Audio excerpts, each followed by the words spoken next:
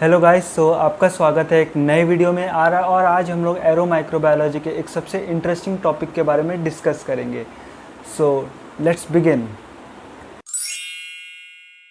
Arrow microbiology means the study of micro organism which are present in air. Okay, आज हम लोग AMB pathway के बारे में डिस्कस करने वाले हैं। ठीक है, पहले AMB पाथवे होता क्या है।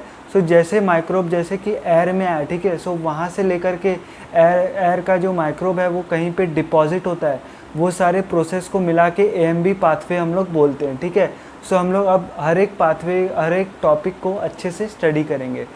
शुरू करते हैं।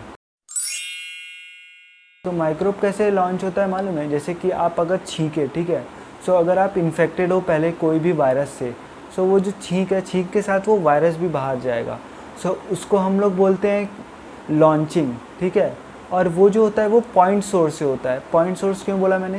क्योंकि वो एक सिंगल डेफिनाइट जगह से होता है, इसलिए हम लोग उसको बोलते हैं पॉइंट सोर्स। और ऐसे दो टाइप के सोर्स होते हैं, जैसे कि लीनियर सोर्स और area source. Area means full, अगर बहुत फैला हुआ अगर कुछ है तो वहाँ से अगर वो लॉन्च हो रहा है तो उसको बोलेंगे एरिया सोर्स। और जो लीनियर सोर्स है उसमें लीनियरली होता है, ठीक है, उसको बोलेंगे लीनियर सोर्स। ठीक है, तो पॉइंट सोर्स में क्या होता है कि एक कोनिकल डिस्पर्जन हमें देखने मिलता है। कोनिकल कैसे? हम लोग ने बताया, मैंने बताया कि पॉइंट सोर्स है। ठीक है, अगर पॉइंट सोर्स है, समझो कि अगर ये नाक मेरी पॉइंट है, ठीक है, मैंने जब छींका तो ये पॉइंट की तरह किया, लेकिन जो माइक्रोब है वो चारों तरफ फैल के जाएगा। वो कैसे जाएगा? एक वो ऐसा शेप बनेगा। ठीक है, ये एक आप देख सकते हो, एक कोनिकल शेप जैसा हो रहा है। ठीक है, आप देख सकते हो ये एक कोनिकल, इसलिए इसको नाम दिया गया है पॉइंट सोर्स। ठीक है, पॉइंट सोर्स के भी दो टाइप होते हैं। ठीक है, एक है इंस्टेंटेनियस और एक है कंटिन्यूस। ठीक है, इंस्टेंटेनियस क्या मतलब? इंस्टेंटेनियस मतलब कि आपने छींका, ठीक है, आपने एक बार छींका और सारा लॉन्च हो गया, तो उसको बोलेंगे इंस्टेंटेनियस। एकदम अचानक से हुआ और बस एक सिंगल इवेंट हुआ कि आप छींके और वो गया। ठीक है, लेकिन कंटिन्यूस में क्या होता है, वो कंटिन्यूसली कम से कम 5-10 मिनट तक के लिए वो चलता रहता है। जैसे कि आप समझ लो कहीं कचरे का ढेर है, ठीक है, उसमें माइक्रोब्स होंगे बहुत सारे टाइप्स के। वो माइक्रोब जो है वो कंटिन्यूसली, मतलब उससे एमिट हो रहे हैं ना 5-10 मिनट्स के लिए। इसलिए हम लोग उसको बोलेंगे, ये क्या बोलते हैं, कंटिन्यूस सोर्स। और जो अपना इंस्टेंटेनियस है, मतलब कि बस एक एक्टिविटी है और बंद हो गया उसके बाद, जैसे छींक हो गया। तो स्नीजिंग जो है वो इंस्टेंटेनियस का एग्जांपल है। और जो कंटिन्यूस है उसका एग्जांपल हो सकता है बायोसॉलिड पाइल। ओके, लेकिन हमें लीनियर और एरिया सोर्स में इसका अपोजिट देखने मिलता है। एरिया और लिपिसोड में होता है कि लार्ज एमिशन ऑफ माइक्रोब्स होता है और उसमें नॉट वेल डिफाइंड एरियाज होता है। मींस कि वहाँ पे एक डेफिनेट पॉइंट सोर्स नहीं है कि यहीं से जैसे होगा। तो जैसे लीनियर सोर्स का अगर एग्जांपल देखें तो वो उसका एग्जांपल हो सकता है कि एक एयरक्राफ्ट है, ठीक है, एक कंट्री ने दूसरी कंट्री पर अटैक डिक्लेयर कर दिया है। वो लोग क्या करेंगे कि वो लोग बायो एजेंट का यूज़ करेंगे, बायो वॉरफेयर एजेंट का। ठीक है, तो वो लोग क्या करेंगे, जो माइक्रोब्स का जो कल्चर है, ठीक है, जो मतलब कलेक्शन है, उसको क्या करेंगे, वो लोग छोड़ देंगे इंस्टेंटेनियस। ठीक है, तो वो लीनियर इंस्टेंटेनियस टाइप का एग्जाम्पल हो गया कि हम लोग ने एयरक्राफ्ट लिया और उसमें से फिर छोड़ते हुए गए, वो एक लीनियर हो गया। ठीक है, और जो एरिया सोर्स है उसका एग्जाम्पल हो सकता है कि जैसे हम लोग ने पॉइंट सोर्स में मैंने बताया था कि जैसे कि एक पाइल होता है, बायोसॉलिड पाइल। ओके, मतलब एक ढेर है, ठीक है, कचरे का एक ढेर है। लेकिन मैं एरिया सोर्स में क्या होता है कि अगर वो कचरे का ढेर अगर मैं पूरे रूम में मेरे फैला दूँ और फिर जब उसके थ्रू जो एमिट होगा माइक्रोब्स, तो वो एरिया सोर्स में से होगा ना, क्योंकि मतलब वो पूरे हॉल में से फिर एमिट होगा।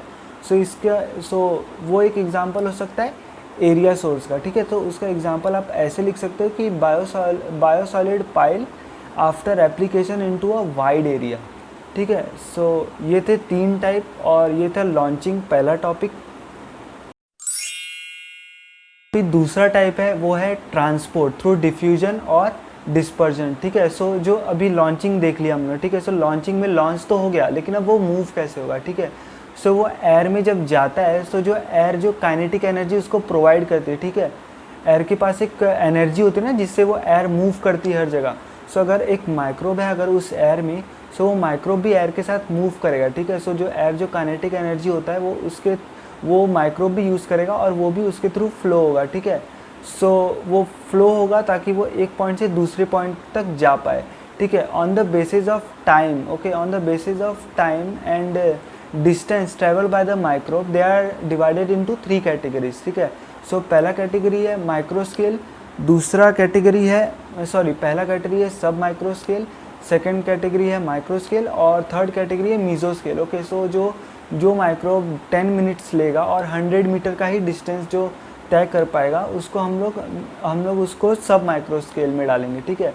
और सेकेंड टाइप जो माइक्रो स्केल है वो अगर 100 मीटर से ज़्यादा या 10 मिनट से ज़्यादा टाइम लेगा और 100 मीटर से ज़्यादा डिस्टेंस कवर करेगा, उसको हम लोग बोलेंगे माइक्रो स्केल, ठीक है। और जो थर्ड है वो है मीज़ो माइक्रो स्केल, ओके। सो इसमें क्या होगा कि माइक्रो जो है वो 1 किलोमीटर से ज़्यादा डिस्टेंस ट्रैवल कर सकता है और वो for the longer duration of time, at least it can even take weeks और मंथ्स टू ट्रैवल, सो ठीक है। तो वो उतना टाइम मतलब एयर में रह सकता है, सो उसको हम लोग इसलिए मीज़ो माइक्रो स्केल माइक्रोब्स में डालेंगे, ठीक है। सो ये था हमारा सेकेंड टॉपिक। सो जो थर्ड टाइप है वो है डिपोजिशन ऑन द सरफेस, ठीक है। सो हम लोग ने जैसे प्रीवियसली देखा कि वो ट्रांसपोर्ट हो रहा है एयर में, ठीक है। सो जो एयर का जो काइनेटिक एनर्जी है वो कभी ना कभी तो ख़त्म होगा।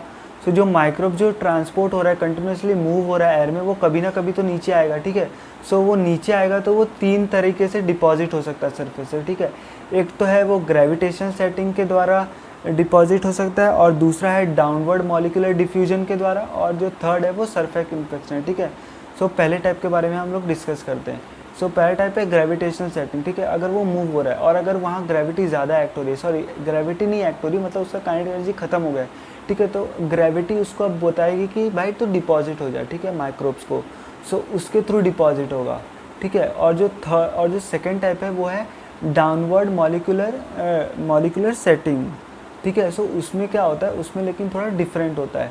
जैसे कि अगर माइक्रोब्स कहीं भी मूव हो रहा है ना, तो माइक्रोब क्या करेगा, वो डिफ्यूजन के थ्रू वो रैंडमली डिस्ट्रीब्यूट होगा और रैंडमली डिपॉजिट होगा।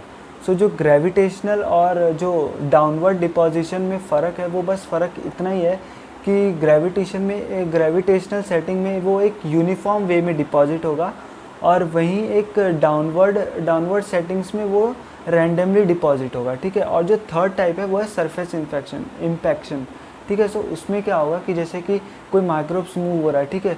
सो वो क्या हो सकता है कि वो कोई भी सरफेस को टकरा सकता है, ठीक है। सो अगर वो जो टकराएगा ना, जब टकराने के बाद उसके पास वो 2 ऑप्शन है, ठीक है। तो पहला ऑप्शन क्या है कि वो इन जो मैंने 2 एक्सप्लेन किया, वो उनमें से कोई भी एक टाइप के थ्रू डिपॉजिट हो सकता है, या तो वो ग्रेविटेशन सेटिंग्स के द्वारा डिपॉजिट हो सकता है या तो वो डाउनवर्ड सेटिंग डिफ्यूजन के द्वारा, ठीक है। और जो सेकंड टाइप है वो है कि वो टकराने के बाद वापस वो एयर में जा सकता है और वापस से वो ट्रांसपोर्ट होना चालू हो सकता है अपना, और वो कहीं और जाके फिर इम्पैक्ट करेगा और फिर यही कंटिन्यू होगा या तो वो कहीं पे डिपॉजिट हो जाएगा, ठीक है। सो ये था होल कॉन्सेप्ट AMB पाथवे का। आई होप कि आपको ये लेक्चर समझ में आया होगा। अगर समझ में आया तो thumbs up to my videos, subscribe to my channel and please press the bell icon, okay. So I am trying very hard. I will making every not every day video, but one day gap, one day video. So please support me. I need your support and follow me on Instagram @macrobiology_love123 and my personal account that is @Siddesh_Pathak. See you in next video. Thank you.